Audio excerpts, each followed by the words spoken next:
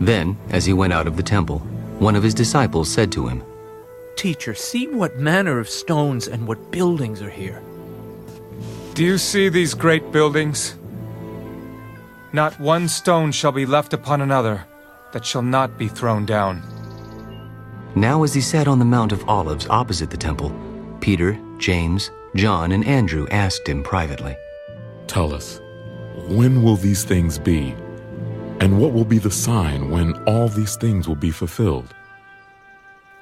And Jesus answering them began to say, Take heed that no one deceives you. For many will come in my name, saying, I am he, and will deceive many.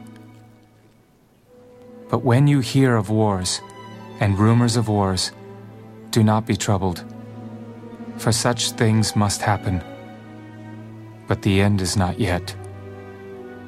For nation will rise against nation, and kingdom against kingdom, and there will be earthquakes in various places, and there will be famines and troubles. These are the beginnings of sorrows. But watch out for yourselves, for they will deliver you up to councils, and you will be beaten in the synagogues. You will be brought before rulers and kings for my sake, for a testimony to them. And the gospel must first be preached to all the nations. But when they arrest you and deliver you up, do not worry beforehand, or premeditate what you will speak. But whatever is given you in that hour, speak that, for it is not you who speak, but the Holy Spirit. Now brother will betray brother to death, and a father his child, and children will rise up against parents and cause them to be put to death.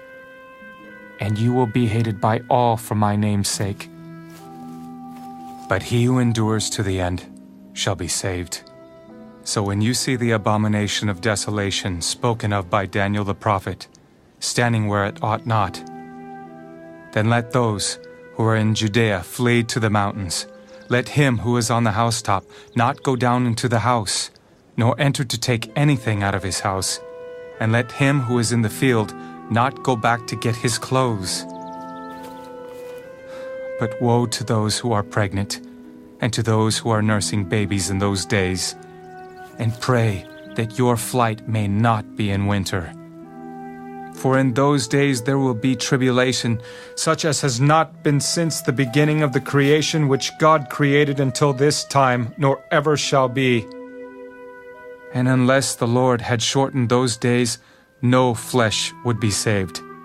But for the elect's sake, whom he chose, he shortened the days.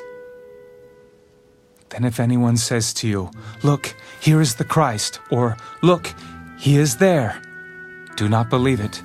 For false Christs and false prophets will rise and show signs and wonders to deceive, if possible, even the elect.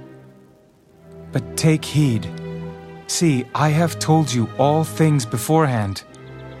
But in those days, after that tribulation, the sun will be darkened, and the moon will not give its light. The stars of heaven will fall, and the powers in the heavens will be shaken. Then they will see the Son of Man coming in the clouds with great power and glory. And then he will send his angels and gather together his elect from the four winds, from the farthest part of earth to the farthest part of heaven. Now learn this parable from the fig tree. When its branch has already become tender and puts forth leaves, you know that summer is near. So you also, when you see these things happening, know that it is near, at the doors. Assuredly, I say to you, this generation will by no means pass away till all these things take place.